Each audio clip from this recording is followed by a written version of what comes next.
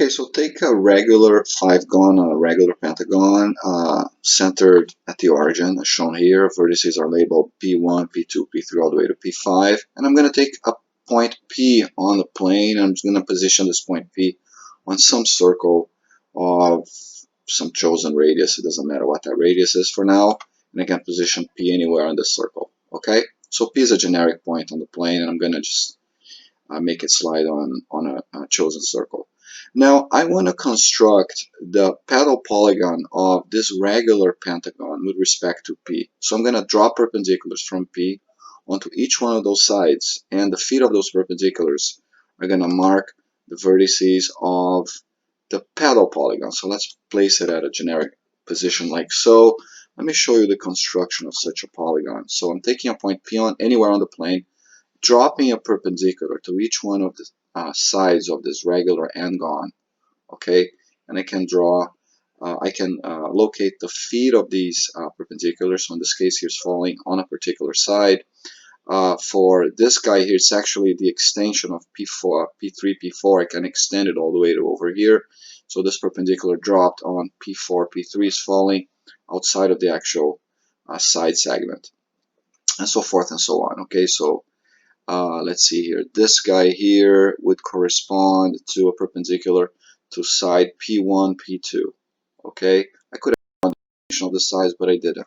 Now the cool thing is, if I vary P on any circle, the area, and let's animate that. The area of this red object here, actually the signed area, meaning that when it actually loops inside here, it actually self-intersects. This portion of the area is going to be counted negatively, and the remainder, so you can say that counterclockwise traversals are going to be counted positive, and the or the clockwise ones are going to be counted negative, in such a way that the end result is a signed area. So the signed area of this object shown over here is beautifully constant for any circle concentric with the center of this regular polygon. This is a result by Steiner from 1825, based on a result for triangles by Sturm from 1823. Sturm was a young 20-year-old mathematician when he discovered this property for triangles, and then Steiner generalized it for N-gons, regular or not. Okay, so if I change the radius of this circle, my constant area of this pedal polygon changes, but the area, the signed area of this pedal is still constant. So let's just experiment with a different radius here. Let's go higher. So exaggerate that inner loop, but I'm still constant. Okay, now let's study now another object called the Antipedal Polygon. So let's draw this beast. Let's make, so this guy here is uh, a bit more funky. Okay, so let's make the radius smaller so we can observe this guy. Okay, what is the antipedal polygon? The antipedal polygon is, I will draw construction lines from the point P on the plane to a vertex, okay, of my base polygon, and at that point I'm going to draw a perpendicular line. So you can see here, let me vary P a little bit. So for example, I'm dropping a line from P to vertex P5, and I'm drawing a perpendicular through P5 to P5 minus P. I'm going to repeat this procedure in all other vertices. So for example, here's P5. Let's do one with P4. I'm dropping a line here, and then I'm drawing a perpendicular to this line. This perpendicular is shown over here, so the extension, and I intersect this perpendicular line with that perpendicular line, and I get this vertex. And I repeat this operation until I finish, and I close the entire thing into this delta wing thing. So now if I animate P, I'm going to get potentially self-intersecting antipedal polygons. Now you can see here that the area of these antipedal polygons is not constant, and it can be negative sometimes, because depending on which area, which half of the area is bigger. So for example, now this half is bigger than this half, so this area is positive just because of the order of enumeration of the original vertices. I believe I enumerated them originally as in counterclockwise fashion. So when you compute this polygon here, this area here is bigger than this area. Okay. If I move this polygon or P around a little bit, I can switch to the other self-intersecting configuration. Let's see if I get a self-intersecting that is negative. Apparently I don't, right? Whenever this guy is self-intersecting, I'm getting a positive area. Okay, so this could be a property of this family. That's fine. But you can see here that the area is not constant. Okay, so the result that I want to talk about today is the following.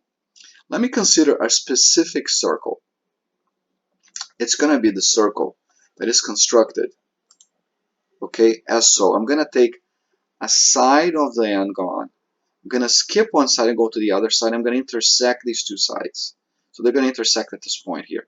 Let me take this point as fulcrum for me to measure the radius of this newly drawn circle here. So I've drawn a circle whose radius is equal to the distance from the center of the regular N-gon to this intersection of two sides. And now I'm going to vary P on this special circle. Let's see what happens to the area of the antipedal. Well, the area of the antipedal is constant and equal to 0. So that's pretty nice. Let's look at the system from afar. So now, even though these permanently self-crossing objects, okay, asymmetric, you can see here that one of the antenna of this object is bigger than the other antenna.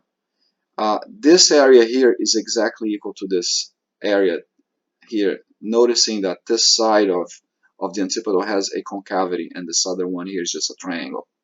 So the area of this triangle, the area of this quadrangle here, if you consider the self-intersection of vertex, they're equal.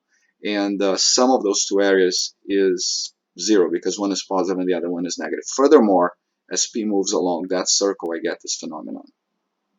Okay, so if I light up the pedal polygon again, you're going to see both of them.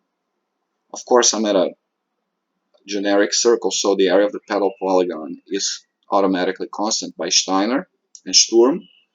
But the new result is the area of the antipedal is also constant and equal to 0 on this specific circle. If I deviate from the circle, I don't no longer get this result.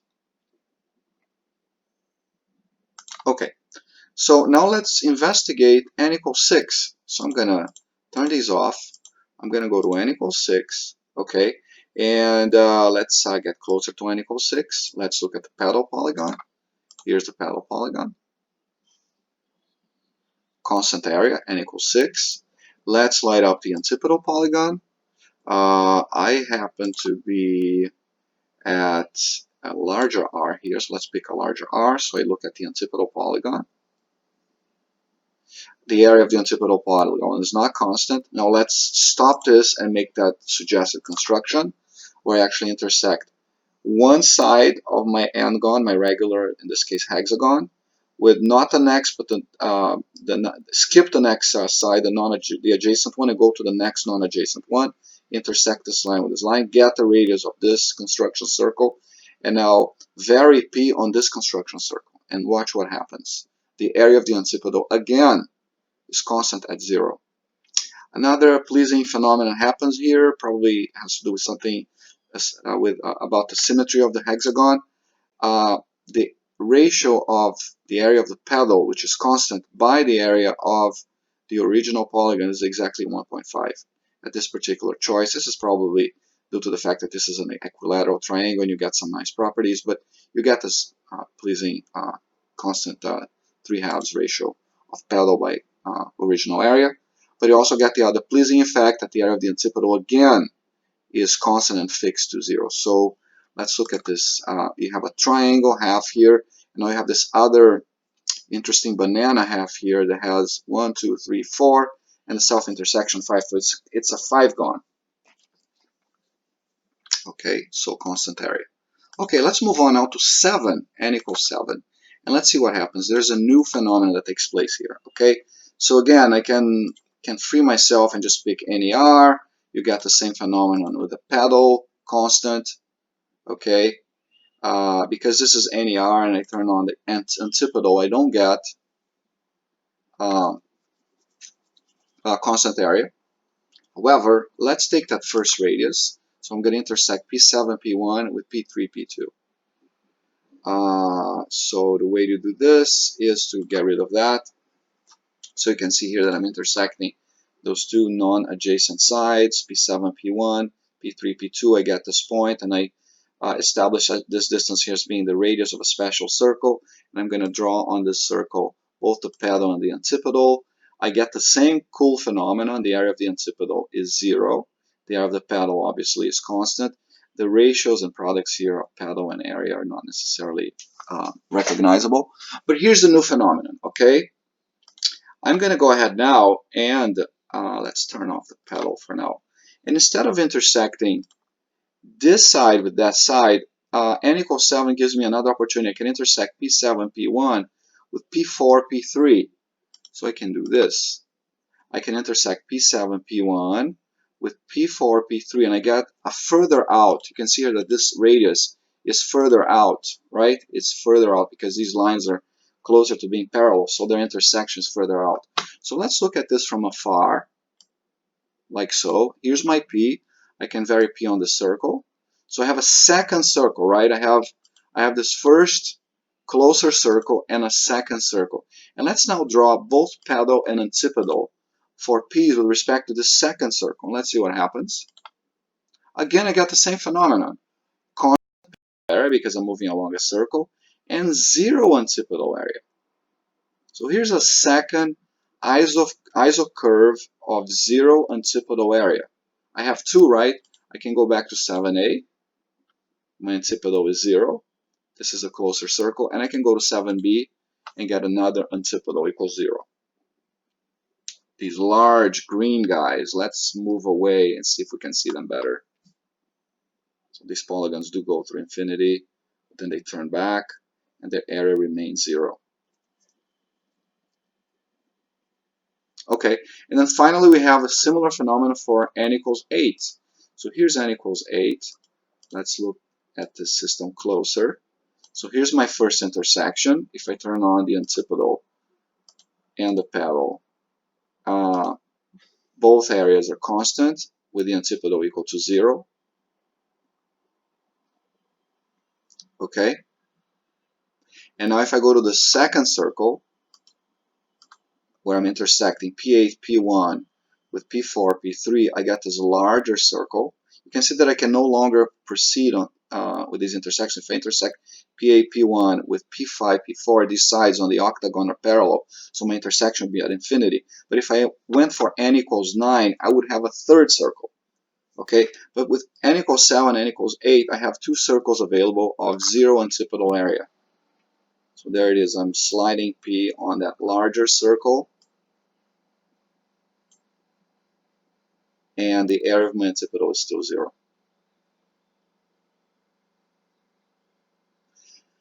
So to summarize, let's look at these graphs that I put together here. They show iso curves of antipedal area, right?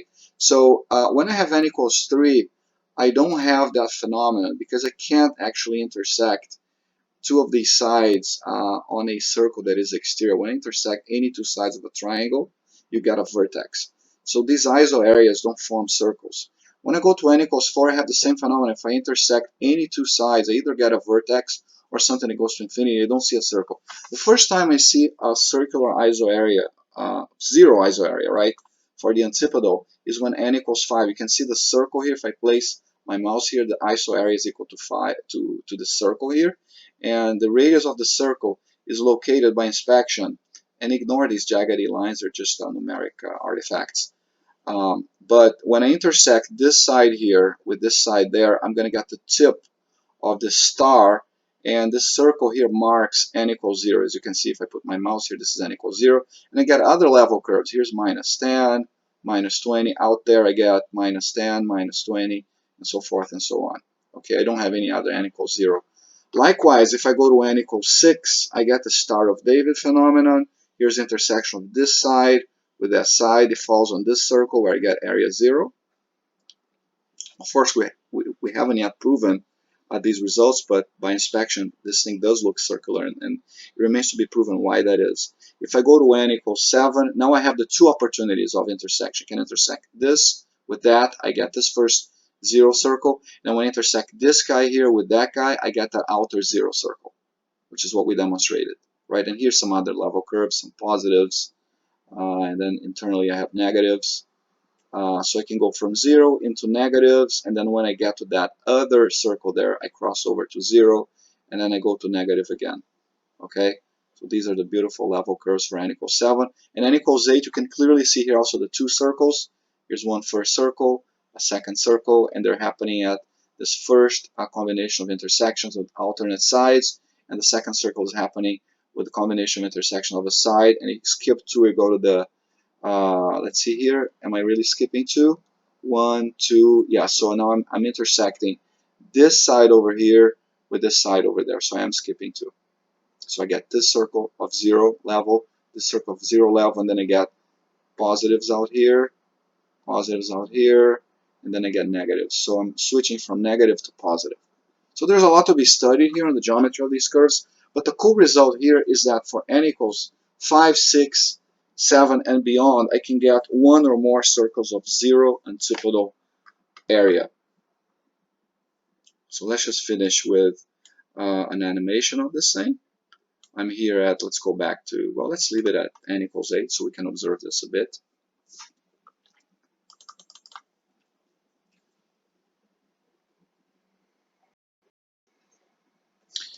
Switch to the n equals 8 internal. Switch to the n equals 7 external. It becomes quite big, so what I can do is I can do that. By the way, these circles only work for perfectly regular polygons. When the polygons are not regular, you don't get perfect circles, but you still get iso curves of 0 antipedal area, which are no longer circle, and we'll attempt to cover those in a upcoming video.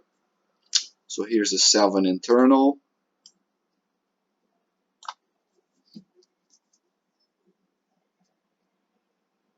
Zero antipedal area. Let's review the 6. The 6 only has one option, right? I can't. I can only produce one zero area iso curve. And then finally, go back to where we started. N equals 5.